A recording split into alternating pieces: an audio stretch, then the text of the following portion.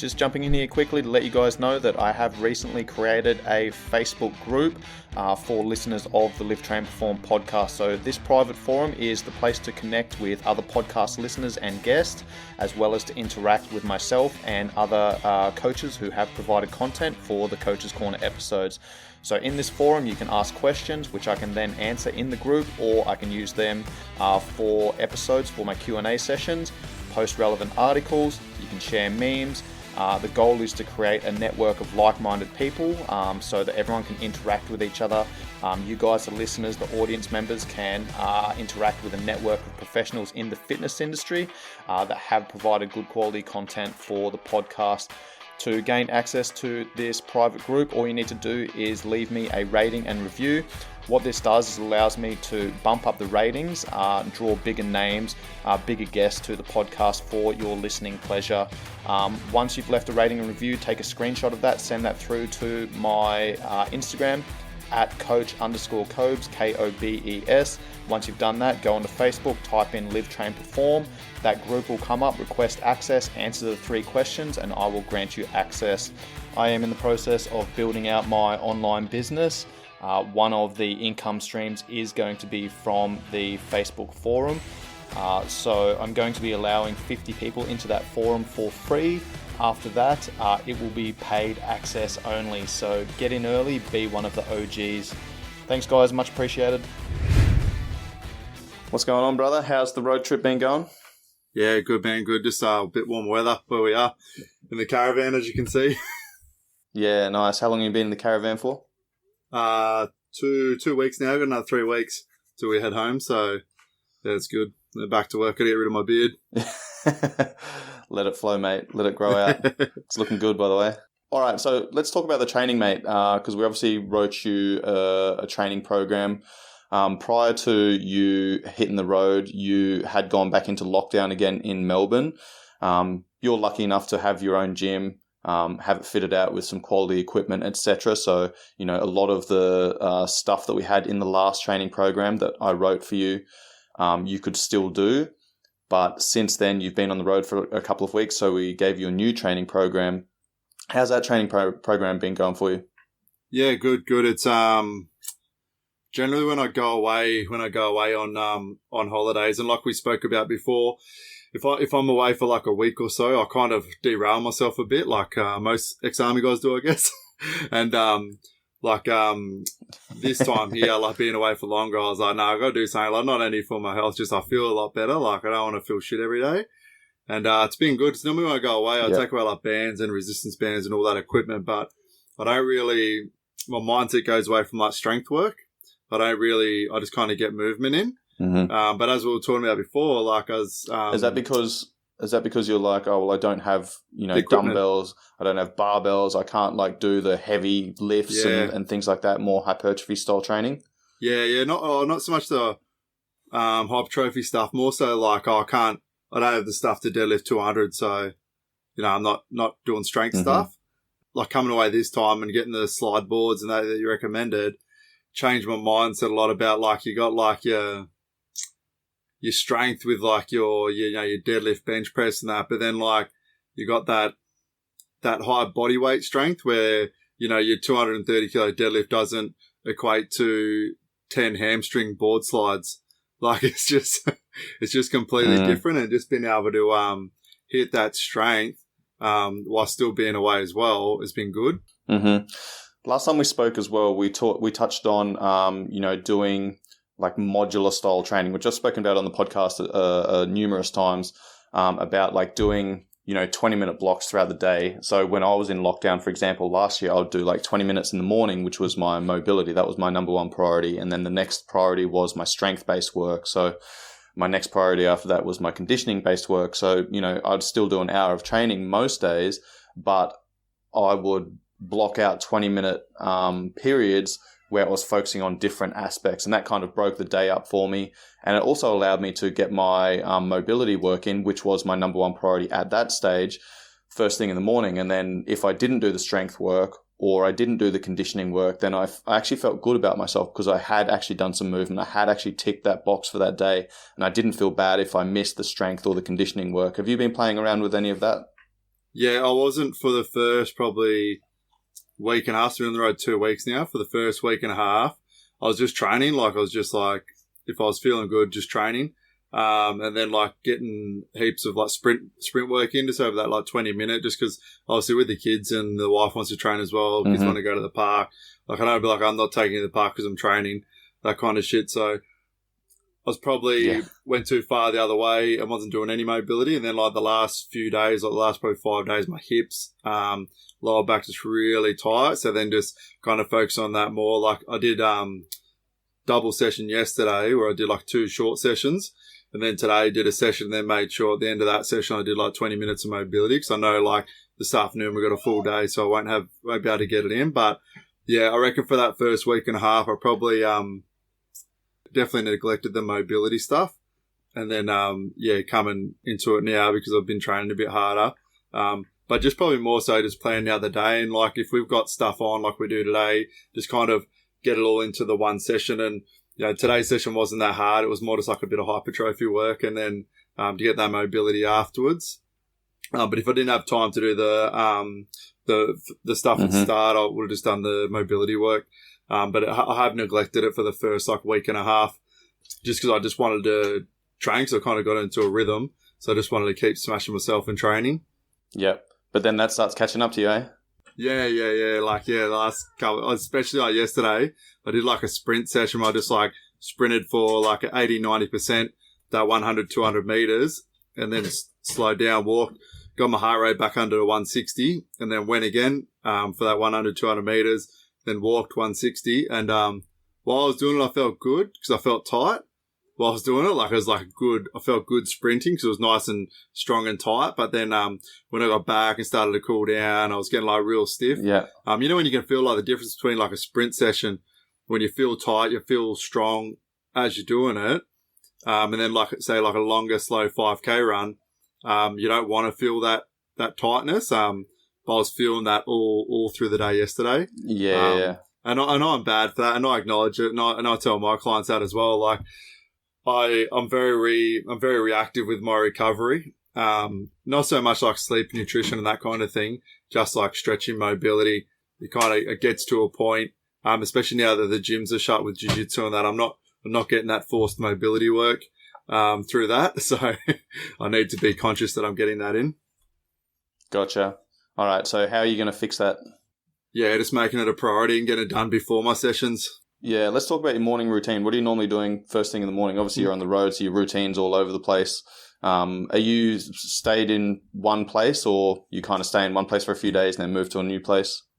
No, we're moving around, so we're like a week at each. Yeah. Kids just walked in the caravan. Just a week at each spot, man. So, yeah, more so the morning routine, like, so the wife's doing a challenge through her gym, because apparently her husband's not a good coach. So she's doing her challenge to the gym. So like, depending on what time she's trained in the morning, we'll just work around that, because she does it via like a live Zoom training session. So probably like I could definitely get that mobility done in the morning and make that a priority, like first thing, and get up and just get it done. 'Cause there's plenty of like space outside, obviously. That's what I was thinking, mate, because like you probably, maybe the kids are getting up early. Maybe you take them down to the beach, you take them for a walk to the park or something. Like, you don't need to dedicate that specific mobility time, but when, you're taking the kids for a walk to the park or something, you just do 10 minutes of a mobility flow, or, some, sun salutations from the yoga sequence or something like that.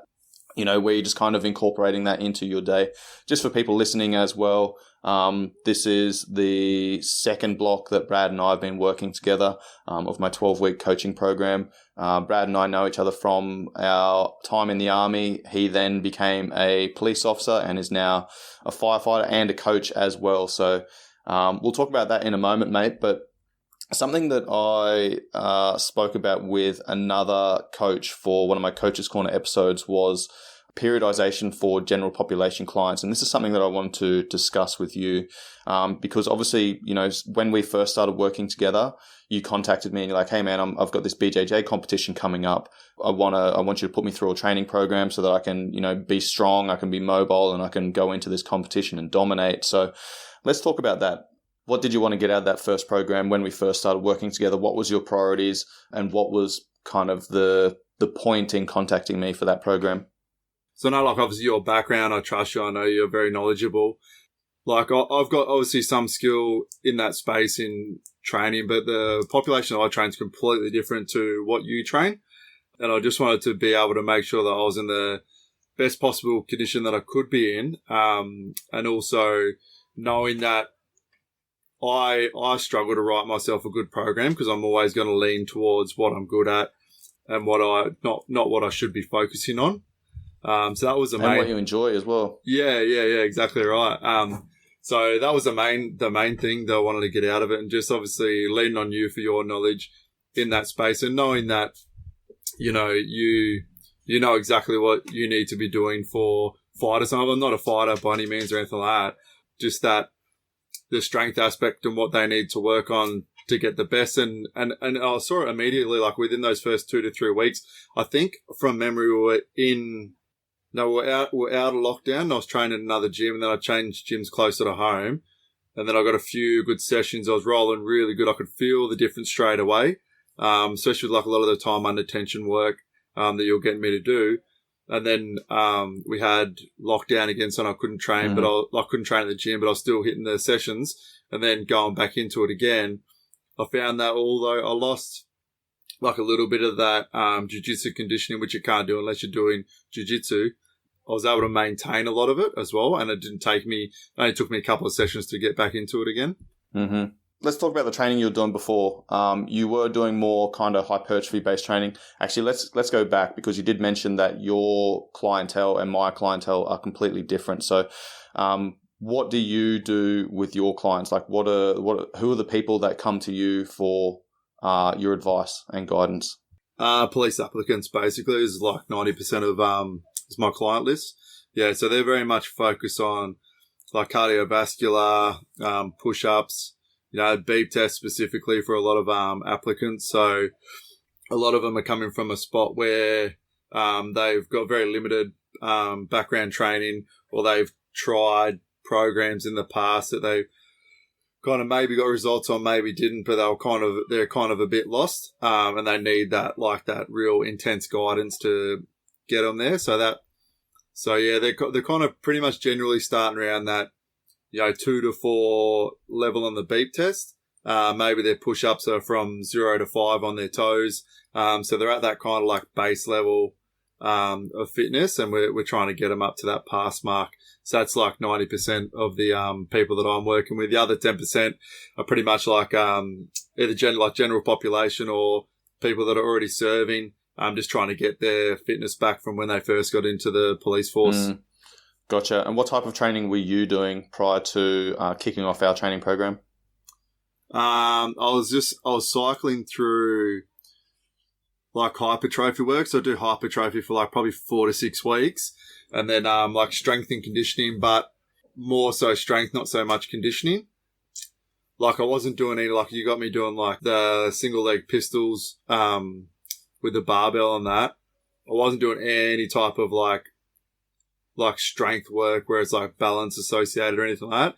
I was just pretty much unilateral work. Yeah, just doing like bench press, barbell row deadlifts. That was about it for the strength aspect of it. And I found like with the program, no doubt like 1 rep max deadlift would have gone down, but not by much, maybe like 20 kilos. So it's like 235 down to like 215 or whatever.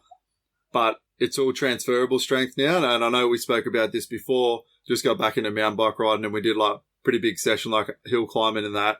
And I was fine after that. Next day, a little bit of soreness. But if I'd have done that same ride 6 months ago on my previous training that I was doing, I would have been cooked for days. Like just because it was good, lift up one weight, put it back down strength, but it wasn't transferable into other aspects of my life.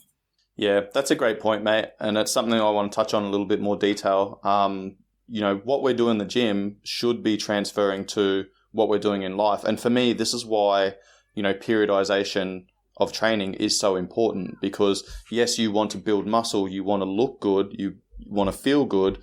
Okay. But, you're a firefighter. What you're doing in the gym needs to be able to transfer to what you do for work, but you also want to compete in jiu-jitsu. You're also doing other types of training away from your hypertrophy stuff. And you want to go for a hike with the kids or the wife, or you want to go for a long bike ride. So what you're doing in the gym should be able to transfer over to everything else in life. That is fitness to me, man, is being able to do whatever you want, whenever you want, without any limitations, right? So that means that, you might need to go through a hypertrophy program for, 6 to 8 weeks, put on some size, look good, feel good, eat more food so you can increase your metabolism, then go through like a strength phase. And like the strength phase that I got you going through was stability focused, right? Because it was all like unilateral work, man. We did a whole heap of unilateral work. The normal hypertrophy stuff, it's all bilateral work. You're bench pressing, you're rowing, you're deadlifting, you're squatting, etc., all excellent exercises. But, how often do we do things in real world where we're doing everything with 2 arms and 2 legs? Most of the things we do in real life, it's like single arm, single leg, crossover, one arm's working, opposite legs working, etc., etc. So, a lot of stuff that we were doing was that unilateral work, which is building that solid foundation of stability and strength that, again, transfers over to other areas of your life. And then what you'll find is, yes, your deadlift will go down, your 1 rep max deadlift will go down, but once you cycle back into that hypertrophy program or that strength program again, those numbers will bounce up very quickly, and then you'll start overtaking your previous best, man. So, that's a great point. There's so many people that they want to build muscle, and then they want to build more strength, and they want to build more power, and they want to build more conditioning, but they don't want to go backwards in anything. And, the big takeaway point here is, this is strength and conditioning 101, is we build strength, and then we maintain strength whilst we build power, and then we maintain strength and power whilst we build speed. Then we maintain strength, power, speed whilst we build conditioning, etc., etc. But understanding that you will take a little bit of a backward step here and there in certain elements of training, but you're progressing overall. Have you noticed any of that going on with your training? Particularly, because we started with the hypertrophy stuff, and then we moved into the more of the strength and stability work, the unilateral stuff, and then we've gone back into more like barbell-based bilateral work. But we've also thrown in some energy system conditioning. We've thrown in some mobility. We've thrown in some corrective exercise. Now we've thrown in, some more bodyweight based training and other training sessions, more functional training sessions using minimal equipment whilst you're away, whilst you've been in lockdown, etc. What have you noticed from all of those different elements of that periodized training plan that we've put together for you?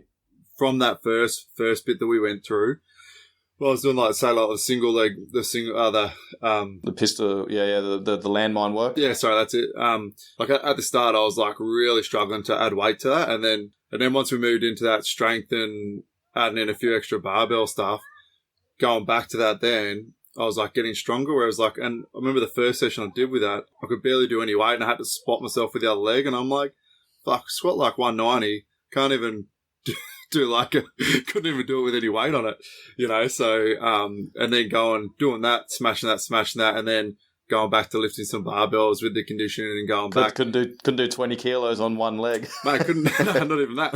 And, but I found also with the, chucking in that high conditioning work, it's more recovery time, especially the first few time under tension sessions.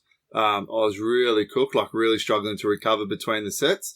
But then after that, I was just smashing through it. And then I was just doing workouts. I got an echo bike and just did a 500 calorie echo bike in 40 minutes or whatever it was.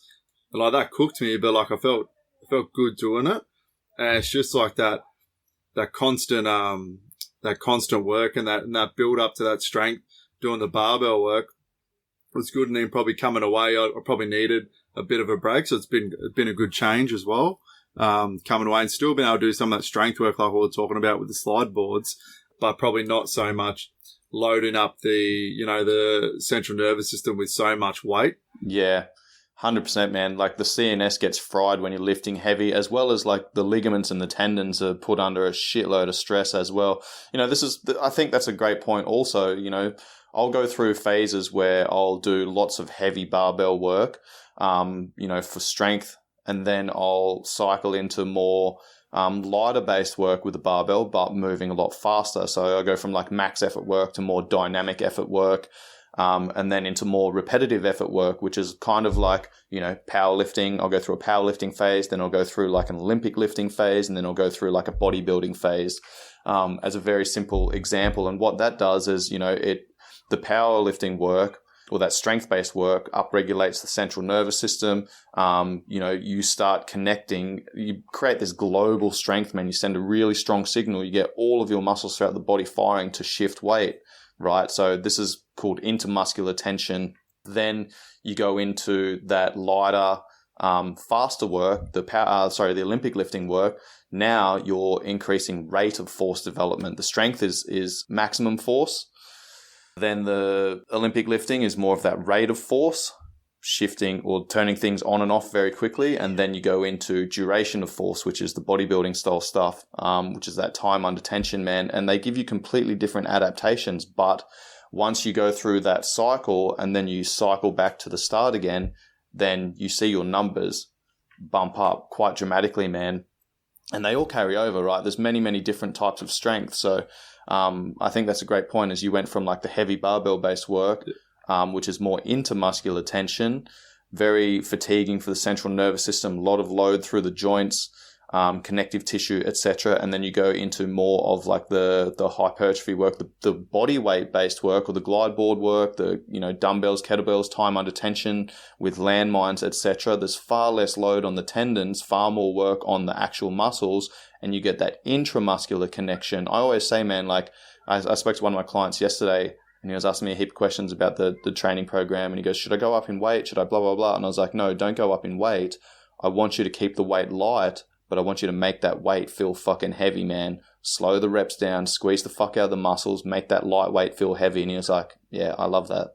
Yeah, and that works perfectly with like because I've got a heap of bands and that away with me at the moment. And like they're good bands, so you can add a lot of weight to it, but just slowing down that rep and just the time under tension just makes it feel 1,000 times heavier. Yeah, absolutely.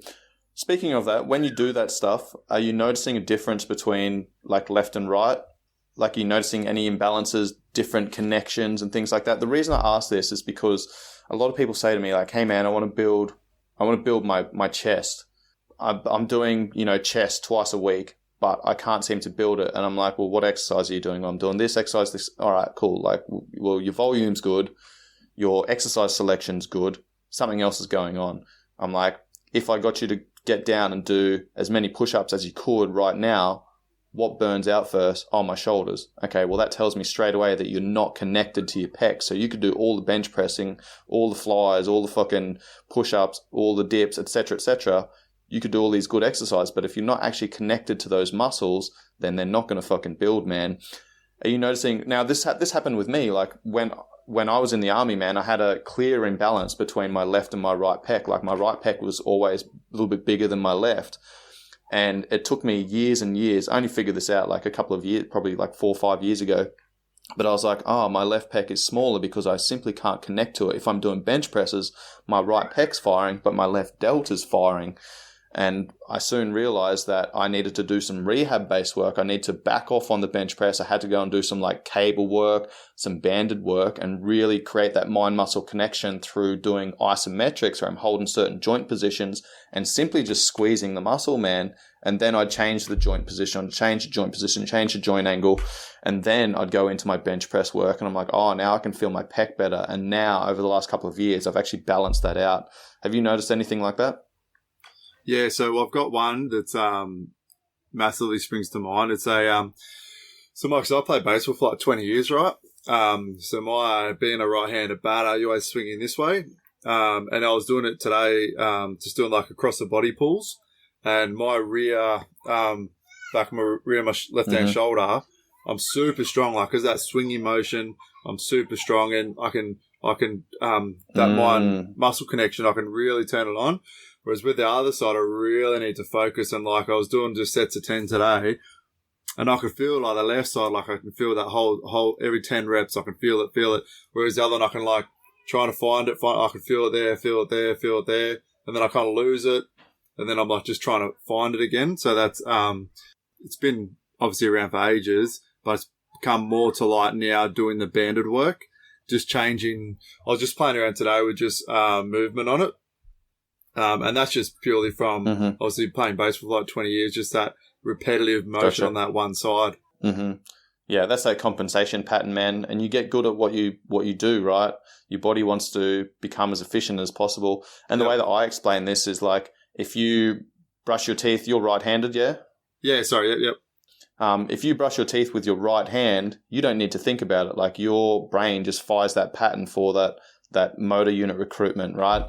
If you change hands, you put your toothbrush in your left hand, try and brush your teeth, like you just have far less control, far less stable, because your brain cannot connect to those muscles to fire them the same pattern, the same rhythm as it does on the right side. So, how do you get better at that? You need to practice that.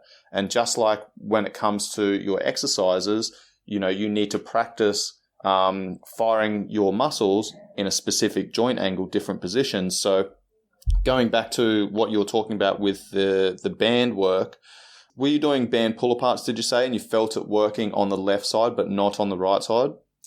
Oh, no, I was doing so I have them attached to the rack of my car. I just kind of pull across the body, so you're pulling back. It's kind of like a rear delt fly, I guess. Yeah, gotcha.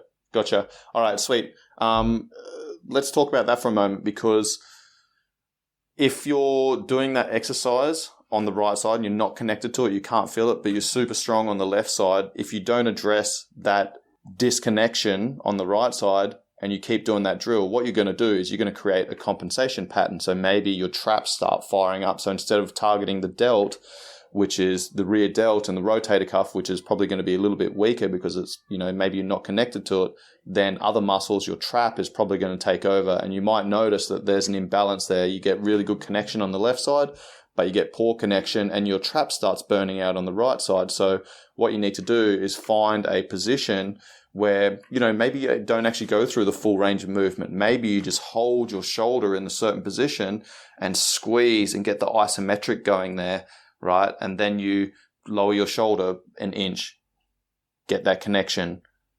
Lower your shoulder an inch, get that connection. Pull your shoulder forward a little bit, get that connection, right? So this is where you use isometrics to connect to those muscles at different joint angles. And you'll get a carryover like 10 to 15 degrees from that joint angle that you're training. Once you build that connection, then you can start going through. Then you can start doing maybe partial reps. Then increase that to full range reps. Does that make sense? Yeah, I get good connection with my hands up high, because that's my throwing arm as well. So when my hands up like that, I get good connection. Mm-hmm.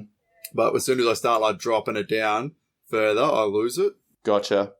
So what I want you to do is get to a point where you get that good connection, and then just move down and find that range where you've still got connection, but you feel like if you go another centimeter or two, you're just about to lose it. And then, boom, squeeze, hold that position, maybe 20, 30 seconds, whatever it is, until you feel like those muscles are going to burn out, right? And then rest, recover, go again.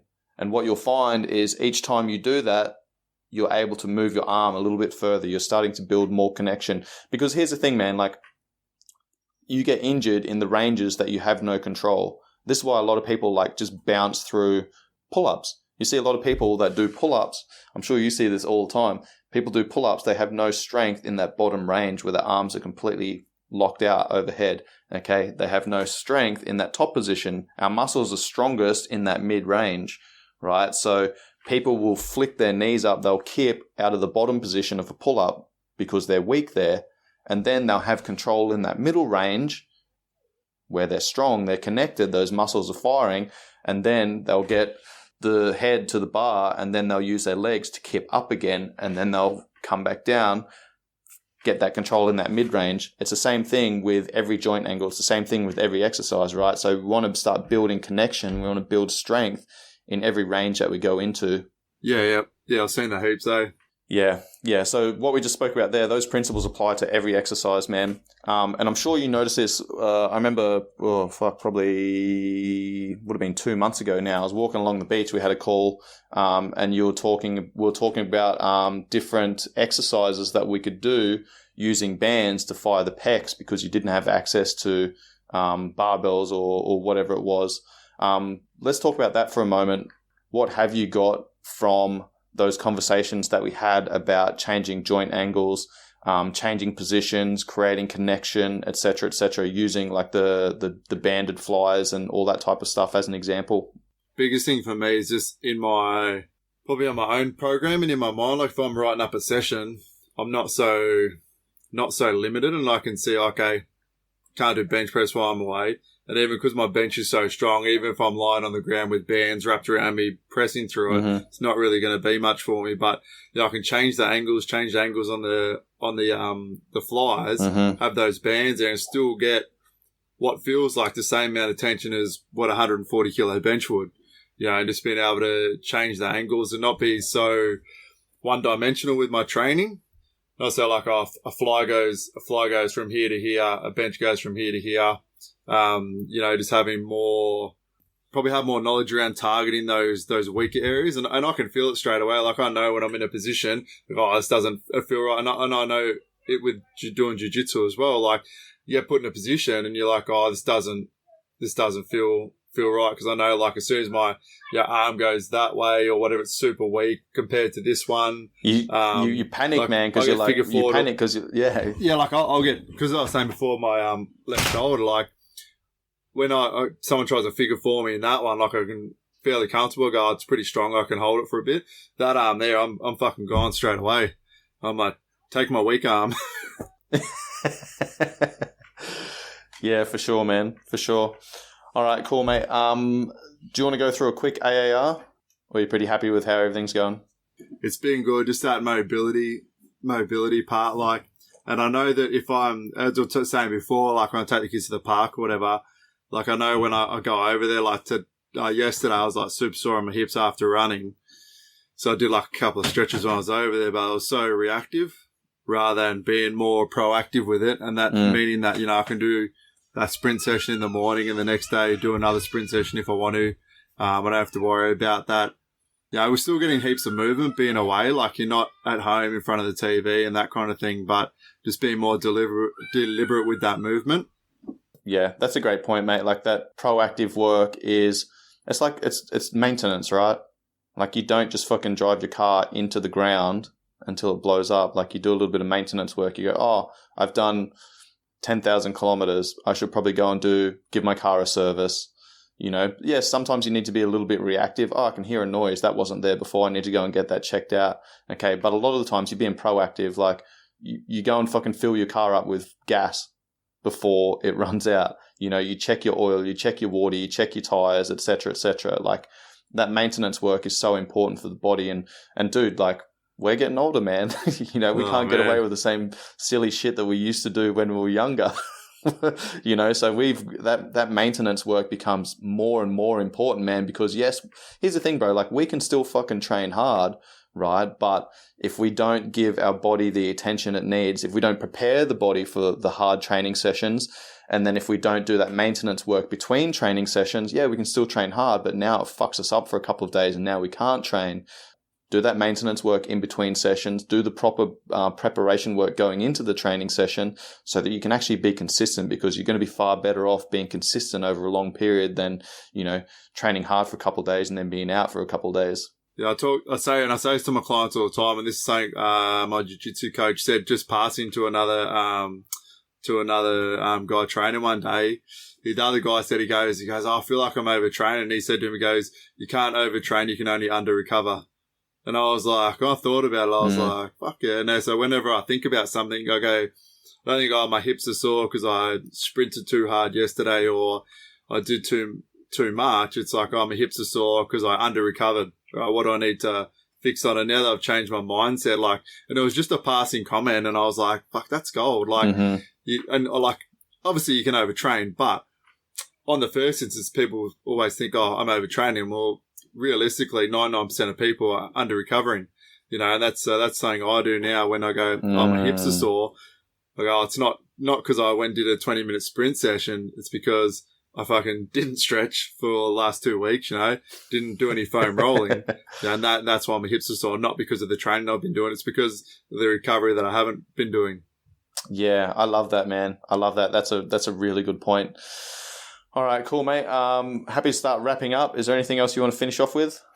Any questions on the program or nutrition or anything for the next couple of weeks? Nah, all good, man. With nutrition, just trying to do what I can. We've got a week away with our friends next week, so plenty of soda water in with vodka. That should be good. So the biggest thing I think with myself and my nutrition going away is just I said to the wife before we went away this time, I'm like, what gets us is the snacks. Like our main meals are pretty good. Might eat out here and there, but it shows like have a drink after dinner or playing cards. Let's get the dip out. Let's get the cheese out. So we've cut that away this time, and it's made a massive difference. Like obviously, Yeah. In saying that though, like you've got to think, man. Like you're on holidays though. You are with your family. You've got a few weeks to enjoy that time. So, don't be super restrictive. Make sure you do enjoy that time with the family because, your priorities have changed. That is your number one value at the moment. So enjoy that time with your family and don't be super, super restrictive. Yeah, absolutely. Because, you'll be able to, once you get back to work, once you get back to Melbourne, get back to your home location, you're going to be busy again. You're going to be busy. Your wife's going to be busy. Kids are going to be back at school, et cetera, et cetera. So make sure you enjoy that time. Yeah, thanks, brother. Cheers, mate. Good chatting to you. We'll catch up again in 2 weeks' time. Any questions, as always, shoot me a message and we'll go from there. Thanks, man. Chat soon. This episode was brought to you by Swiss 8, which is a proactive mental health program designed by veterans, initially for veterans, that has been pushed out to the wider community, that allows you to structure in and schedule their 8 pillars of health and wellness, including nutrition, sleep, time management, discipline, fitness, personal growth, mindfulness, and minimalism. This episode was also brought to you by Be Spunky, which is a male hormone optimization supplement that I've been taking for about a year and a half, and I absolutely rate. It is a TGA listed nutraceutical, meaning that it's made from all organic produce to help you manage and optimize your stress levels, which in turn increases your ability to improve testosterone production levels naturally. Use the code COBES10 at checkout for your 10% discount. All of those links will be in the show notes. If you got some benefit from this episode, please make sure you pass it off to your friends and family. I'd appreciate any shares on social media platforms. If you tag me or if you share it to your stories, make sure you tag me so I can share that as well. Any 5-star ratings and reviews are much appreciated. Much love, guys. Peace.